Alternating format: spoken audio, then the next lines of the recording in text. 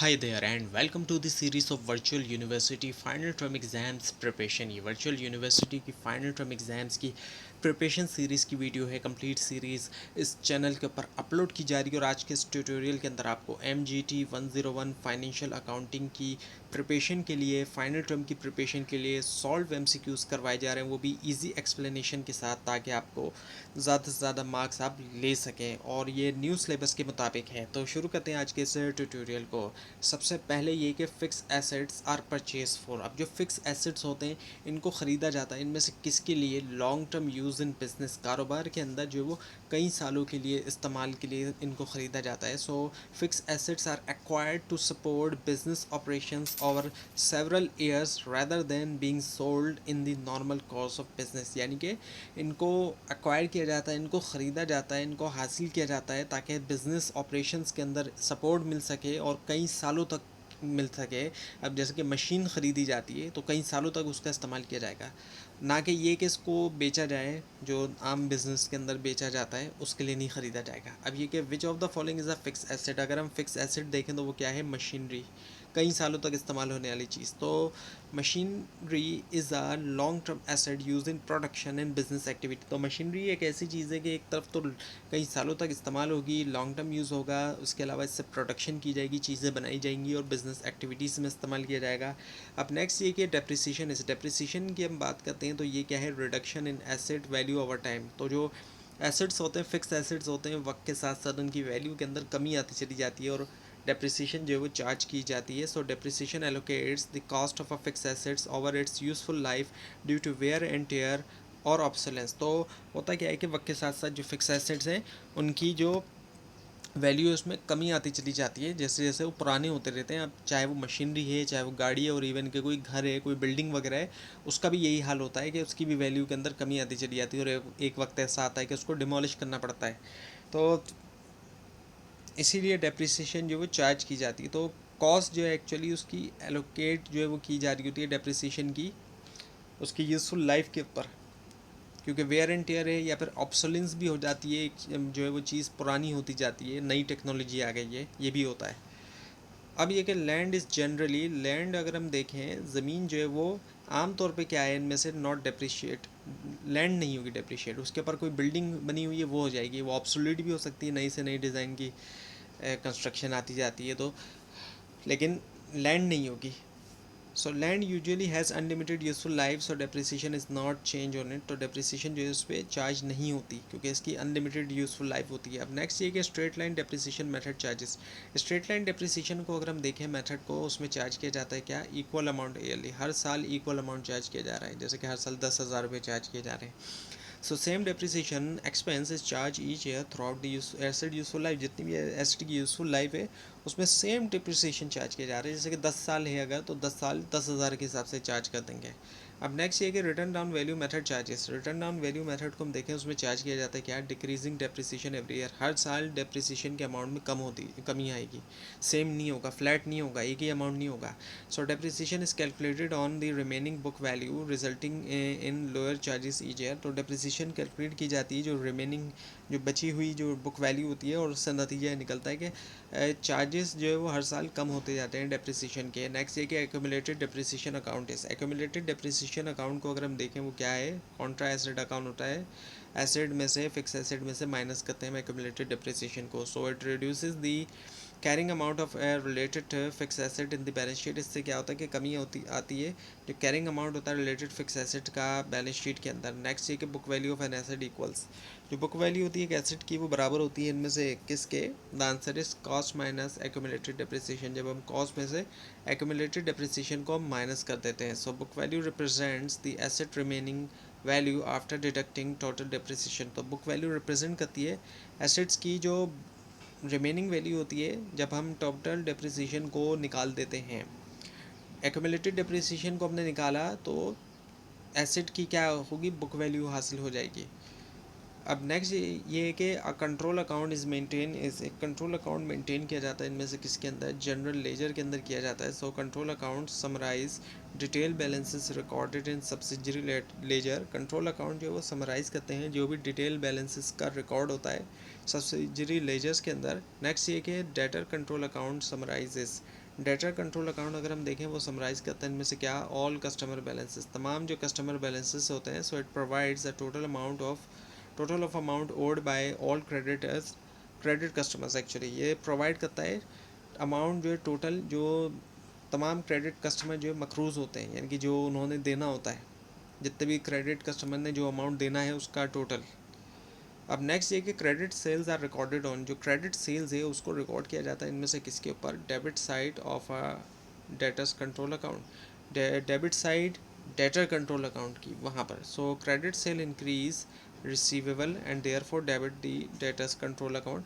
Credit sale बढ़ाती है किसको, रिसीवेबल को, जो अमाउंट रिसीव होना है कस्टमर से रिसीव होना है, और इसी वजह से डेबिट किया जाता है डेटर्स के कंट्रोल अकाउंट को. अब नेक्स्ट ये कि क्रेडिट से परचेजेस आर रिकॉर्डेड इन, अब क्रेडिट पे उधार पे ख़रीदा गया है उसको रिकॉर्ड करेंगे कहाँ, क्रेडिटर्स के कंट्रोल अकाउंट में. So credit purchases increase amount payable to supplier, क्योंकि क्रेडिट परचेज से क्या होगा, अमाउंट पेबल, जो अमाउंट पे करना है हमने, हम देंगे, हमने उधार पे लेगा, लेकिन हमने सामान उठा लिया है तो अमाउंट हम देंगे किसको देंगे, सप्लायर को, अभी हमने दिया नहीं है. अब ये कि rectification of errors mean, rectification of error की जाती है, कब की जाती है, करेक्टिंग अकाउंटिंग मिस्टेक, कुछ मिस्टेक्स हो जाती हैं जब, तो उसको ठीक करने के लिए किया जाता है. Rectification ensures accounting records are accurate and reliable, और ये इस बात को यकीनी बनाता है कि जो अकाउंटिंग रिकॉर्ड्स हैं वो सही हैं और रिलायबल हैं, भरोसे के काबिल हैं वो. अब ये कि error affecting trial balance are, ऐसे एरर जो कि ट्रायल बैलेंस को असर करते हैं वो कौन से होते हैं, वन साइडेड एरर, एक साइड के ऊपर एरर हुआ वो फ़ौरन ट्रायल बैलेंस का पता चल जाएगा कि एरर आ रहा है.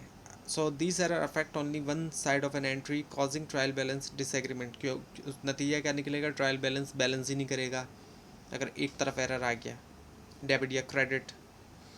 अब नेक्स्ट ये कि suspense account is open when, suspense account को ओपन किया जाता है इनमें से कब किया जाता है, trial balance does not agree, trial balance agree नहीं कर रहा. So suspense account temporarily hold the difference until errors are found, suspense account बना लिया जाता है जिसके अंदर डिफरेंसेस को रखा जाता है, जब तक एरर न ढूंढा जाए तब तक के लिए इसको बनाया जाता है. Next one is error of omission occurs when, error of omission कब होता है, transaction not recorded at all, एक ट्रांजेक्शन बिल्कुल ही रिकॉर्ड नहीं की गई, और फिर इससे ट्रायल बैलेंस के अंदर भी नहीं पकड़ा जा सकता क्योंकि वो बैलेंस ही रहेगा अपनी जगह. अगर एक ट्रांजेक्शन पूरी तरह रिकॉर्ड नहीं हुई तो इसका मतलब ये कि डेबिट और क्रेडिट दोनों साइड पर रिकॉर्ड नहीं हुई. So the entire transaction is left out of the accounting records, पूरी की पूरी ट्रांजेक्शन लेफ्ट आउट हो जाती है अकाउंटिंग रिकॉर्ड से, नहीं होती.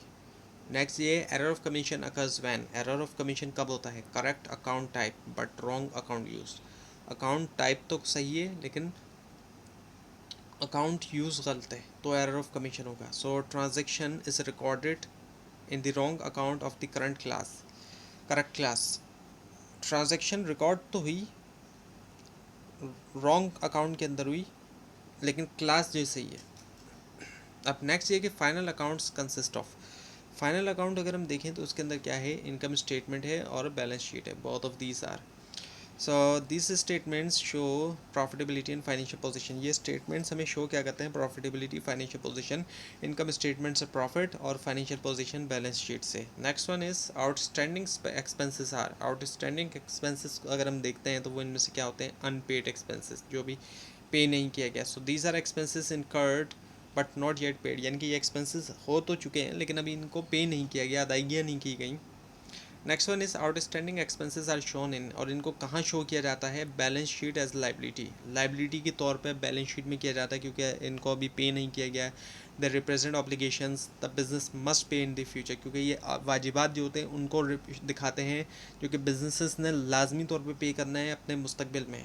Next one is prepaid expenses are, prepaid expenses अगर हम देखें वो इनमें से क्या होते हैं, वो एसेट होते हैं, होते तो प्रीपेड हैं लेकिन वो एक्सपेंसेस हैं. क्यों, ये वो है कि पहले से ही आपने पे कर दिया है एक चीज़ को, अब आपने इस्तेमाल करना है, जैसे कि बैलेंस होता है तो इस तरह से. तो the represent benefit that will be received in future period, तो आपने पे कर दिया है पहले से तो अब बेनिफिट उसके मिलेंगे आपको, इसलिए ये एसेट है. अब ये कि closing inventory appears in, closing inventory अगर हम देखें वो कहाँ पे आती है, income statements and balance sheet, इन दोनों के अंदर आती है. So it reduces cost of goods sold and is reported on a current asset, इससे कॉस्ट ऑफ गुड्स सोल्ड में कमी आती है और इसको लिखा जाता है, एज अ करंट एसेट के तौर पर इसको रिपोर्ट किया जाता है। अब नेक्स्ट ये कि accrued income is, accrued income हम देखें वो इनमें से क्या है, income earn but not received, वो इनकम जो कि अर्न तो हो गई लेकिन अभी मिली नहीं है। So the business has earn the income but has not yet collected it, business ने अर्न तो कर ली इनकम लेकिन उसको अभी जमा नहीं किया, कलेक्ट नहीं किया। Now manufacturing account is prepared by, manufacturing account जो है वो कौन सी फर्म्स बनाती हैं, मैन्युफैक्चरिंग फर्म्स जो है वो बनाती हैं। So it calculates the cost of purchasing producing goods, ये जो है कैलकुलेट किया जाता है इसमें जो कॉस्ट होती है गुड्स प्रोड्यूस करने के लिए, करने की, गुड्स जो है वो बनाने की। अब नेक्स्ट ये कि prime cost equals, prime cost बराबर है इनमें से किसकी, direct material plus direct labour plus direct expenses, यानी कि जितनी भी डायरेक्ट चीज़ें वो इसमें आ जाएंगी। So prime cost include all direct production cost, तमाम डायरेक्ट प्रोडक्शन कॉस्ट जो है वो प्राइम कॉस्ट में आ जाती हैं। नेक्स्ट ये कि factory overhead is included in, factory overhead को अगर हम देखें तो वो शामिल है इनमें से किसके अंदर, कॉस्ट ऑफ प्रोडक्शन के अंदर। So factory overheads are indirect manufacturing cost, ये होते क्या है कि इनडायरेक्ट मैन्युफैक्चरिंग कॉस्ट होती है।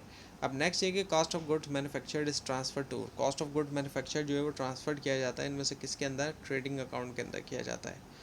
So it becomes the cost of goods available for sale, ये जो है वो बन जाता है कॉस्ट ऑफ गुड्स जो कि अवेलेबल होते हैं सेल्स के लिए। अब नेक्स्ट ये कि inventory is valued at, inventory को वैल्यू किया जाता है इनमें से किसके ऊपर, कॉस्ट और N R V whichever is lower, cost या फिर एन आर वी के ऊपर, यानी कि नेट रियलाइजेबल वैल्यू जो कोई भी लोअर है। So this follows prudence principles to avoid over standing assets, और ये जो है फॉलो करता है प्रूडेंस प्रिंसिपल ताकि ओवर स्टेट करने से बचा जाए एसेट्स को, यानी कि एसेट्स को ज़्यादा ना बताया जाए, इस चीज़ से बचा जाए। अब नेक्स्ट ये क्या है, फीफो स्टैंड्स फॉर, फीफो की अगर हम बात करें तो वो क्या है, फर्स्ट इन फर्स्ट आउट, यानी कि जो चीज़ पहले आई उसको पहले निकाल देंगे। The earliest purchased inventories assume to be sold first, जो पहले परचेज की गई इन्वेंट्री है उसको पहले ही बेचा जाएगा। Now under FIFO closing inventory consist of, अब जो क्लोजिंग इन्वेंट्री होती है फीफो के मुताबिक वो क्या है, लेटेस्ट परचेजेस, क्योंकि जो पहले चीज़ आ रही है वो पहले निकाल देंगे, इसी वजह से जो सामान बचेगा वो लेटेस्ट बचेगा, जो पुराना माल है वो हमने पहले ही निकाल दिया। So older inventory is sold first leaving new inventory in stock, तो जो पुरानी इन्वेंट्री उसको हम पहले बेच देंगे और उसी से नई इन्वेंट्री स्टॉक में मौजूद रहेगी ना। और weighted average method uses, weighted average method जो है वो इस्तेमाल करता है इनमें से क्या, एवरेज कॉस्ट पर यूनिट, जो एवरेज कॉस्ट पर यूनिट होती है, so inventories value is based on the average cost of all unit available, यहाँ पर इन्वेंट्री की वैल्यू जो है वो बेस करती है एवरेज कॉस्ट के ऊपर तमाम जितने भी अवेलेबल यूनिट्स होते हैं। Next is inventory is classified as, inventory को अगर हम क्लासीफाई करें उसको किस क्लास के अंदर रखेंगे, हम करंट एसेट के अंदर हम रखते हैं। So inventory is expected to be sold within the normal operating cycle, inventory जो है वो एक्सपेक्टेड होती है कि उसको बेचा जा सकता है नॉर्मल जो ऑपरेटिंग साइकिल होता है। अब नेक्स्ट ये कि partnership is form by, partnership बनाई जाती है इनमें से किस तरीके से, टू और मोर पर्सन, दो या दो से ज़्यादा लोग आपस में मिलते हैं और बिजनेस बनाते हैं, वो पार्टनरशिप होता है। सो partnership involve two or more individuals sharing ownership and profit, तो होता क्या है कि दो या दो से ज़्यादा इंडिविजुअल्स लोग जो आपस में मिले वो बिज़नेस बनाएंगे, उसमें वो ओनरशिप भी शेयर कर रहे हैं, यानी कि बिज़नेस जो है वो उन्हीं लोगों का मिल के है, उनका अपना अपना एक हिस्सा होता है, कितने परसेंट है या इतने हैं या रेशियो वाइज, और साथ में फिर इतना प्रॉफिट भी, वो फिर प्रॉफिट भी उसी हिसाब से शेयर कर रहे होते हैं। Next one is partnership agreement is called, partnership agreement बनता है जब पार्टनरशिप बिजनेस की शुरुआत होती है और वो कहलाया जाता है क्या, पार्टनरशिप डीड कहलाया जाता है। So it outlines right duties and profit sharing agreements, इसके अंदर हम देखते हैं कि राइट्स भी है पार्टनर्स के, उनकी ड्यूटीज़ भी है और प्रॉफिट जो शेयर होंगे वो भी, और जितने ज़्यादा इसमें पॉइंट्स हो उतना ही ज़्यादा बेटर होता है। ये कि इंटरेस्ट ऑन कैपिटल, इस कैपिटल के ऊपर इंटरेस्ट दिया जाता है, वो इनमें से क्या होता है, अप्रोप्रिएशन ऑफ प्रॉफिट, अप्रोप्रिएशन जो है वो होती है प्रॉफिट की, प्रॉफिट का ही जो है वो अप्रोप्रिएशन है ये। सो it is a distribution of profit among partners, यानी कि जो पार्टनर्स हैं उनके दरमियान डिस्ट्रीब्यूट किया जाता है, प्रॉफिट को बांटा जाता है। अब नेक्स्ट ये कि salary to partner is, salary जो दी जाती है पार्टनर को वो इनमें से क्या होती है, अप्रोप्रिएशन ऑफ प्रॉफिट होती है वो। So it is treated as a method of distributing profit, ये जो है इसको ट्रीट किया जाता है एज अ मेथड के तौर पर प्रॉफिट डिस्ट्रीब्यूट करने का। नेक्स्ट ये कि profit sharing ratio is determined by, profit sharing ratio का तयन किया जाता है इनमें से किसके ज़रिए, पार्टनरशिप डीड के ज़रिए। So the deed specifies how profit and losses are share, deed जो है वो स्पेसिफाई करती है कि कैसे प्रॉफिट्स और लॉस जो है उनको आपस में शेयर किया गया है। अब नेक्स्ट ये कि गुडविल अराइजेस वैन, गुडविल आती है कब आती है, business reputation has value, business reputation की जब वैल्यू होती है। So goodwill represents the value of a firm's reputation and customer loyalty, goodwill जो है वो रिप्रेजेंट करता है वैल्यू जो है फर्म की जो भी रेपुटेशन है और कस्टमर की लॉयल्टी है, वक्त के साथ साथ होता क्या है कि एक रेपुटेशन बन जाती है एक फ़र्म की, और कस्टमर भी लॉयल होते हैं उनके पास, यानी कि बार बार फिर वही कस्टमर आते हैं चीज़ें ख़रीदने के लिए। उसके बाद ये कि current account of partner records, जो करंट अकाउंट होता है पार्टनर रिकॉर्ड्स का, वो इनमें से क्या होता है, adjustments relating to partner, adjustment जो कि पार्टनर से रिलेट करती है। सो इट रिकॉर्ड्स, ये रिकॉर्ड करता है क्या, drawing, interest, salaries and profit share, इसमें रिकॉर्ड किया जाता है ड्राइंग्स को भी, इंटरेस्ट को भी, सैलरीज भी और प्रॉफिट शेयर को भी। Next one is a company, is a company, अगर हम देखें इनमें से क्या होती है, सेपरेट लीगल एंटिटी है, ख़ुद एक पर्सन है और लीगल एंटिटी है। कानून की नज़र में कंपनी खुद एक पर्सन है।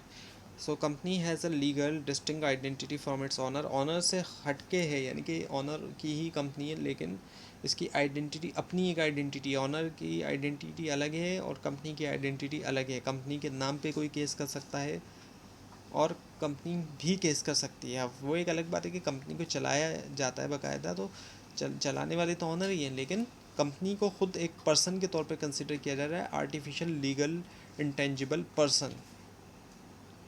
अब नेक्स्ट ये कि authorise capital means, authorise capital की हम बात करते हैं तो उससे क्या मुराद है, वो है maximum capital company can issue, maximum जितना कैपिटल एक कंपनी इशू कर सके उसको हम ऑथराइज कैपिटल कहेंगे। It is the upper limit of share capital permitted by law, जो कि लॉ कानूनी तौर पर जितनी इजाज़त दी गई है वो। अब ये कि इशूड कैपिटल है, तो इशूड कैपिटल क्या है, capital offered to shareholder, जो कैपिटल शेयर होल्डर को ऑफर किया गया है। So it is the portion of authorise capital made available for subscription. अब ऑथराइज कैपिटल तो मैक्सिमम लिमिट है, लेकिन उसका हिस्सा जो ऑफ़र किया गया है शेयर होल्डर्स को वो इशूड कहलाया जाएगा, इशूड कैपिटल। और ये कि dividend is paid from, dividend कहाँ से दिया जाता है, प्रॉफिट से दिया जाता है शेयर होल्डर्स को। So dividends are distribution of earnings to shareholders, ये हिस्सा होता है प्रॉफिट का जो दिया जाता है शेयर होल्डर्स को। अब नेक्स्ट ये कि statement of financial position is another name for, statement of financial position दूसरा नाम है इनमें से किसका, बैलेंस शीट का, क्योंकि ये फाइनेंशियल पोजीशन शो करती है और ये शो करती है क्या, it shows assets, liabilities and equity at a specific date. ये एसेट्स भी दिखाती है, लाइबिलिटीज़ भी, इक्विटी भी, ये तमाम चीज़ें एक ख़ास डेट के ऊपर। अब नेक्स्ट ये कि cash flow statement reports, cash flow statement report देता है इनमें से किस चीज़ की, cash inflows and outflow, cash आ रहा है और जा रहा है उन दोनों की। So it tracks how cash enters and leaves the business, ये इस चीज़ का दिखाता है कि कैसे जो है वो कैश आया और कैसे जो वो कैश गया। अब नेक्स्ट ये कि cash flow from operating activity includes, cash flow जो ऑपरेटिंग एक्टिविटी से आता है वो इनमें से क्या है, वो है कस्टमर रिसीट।